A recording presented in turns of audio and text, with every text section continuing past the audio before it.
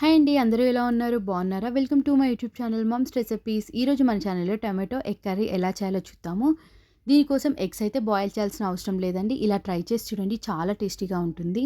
కడాయి పెట్టుకొని ఆయిల్ వేసుకుందాము. పోపు దినుసులు, ఆనియన్, పచ్చిమిర్చి, కరివేపాకు వేసుకొని కొంచెం ఫ్రై అయిన తర్వాత పసుపు, ఉప్పునైతే వేసేసుకుందాం. ఉప్పు అనేది మన టేస్ట్‌ని బట్టి మనం వేసుకుందాం. 1 స్పూన్ అల్లం వెల్లుల్లి పేస్ట్ వేసుకొని మిక్స్ చేద్దాం.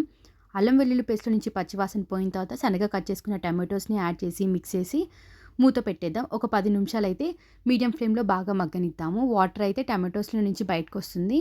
ఈ టైంలో అయితే మనం కారం, గరం మసాలా, ధనియా పౌడర్ కూడా వేసి మిక్స్ చేసేసి మూత పెట్టేద్దాం. ఒక 5 నిమిషాలైతే బాగా మగ్గిన తర్వాత వాటర్ అయితే కంప్లీట్‌గా పోతుందండి. ఆయిల్ పైకి తేలుతుంది. ఈ టైంలో ఒకసారి మిక్స్ చేసి మళ్ళీ మూత పెట్టేద్దాం. టమాటోస్ సాఫ్ట్ అయిన తర్వాత ఈ టైంలో ఎగ్స్ అయితే యాడ్ చేసుకుందాం పగలకొట్టి.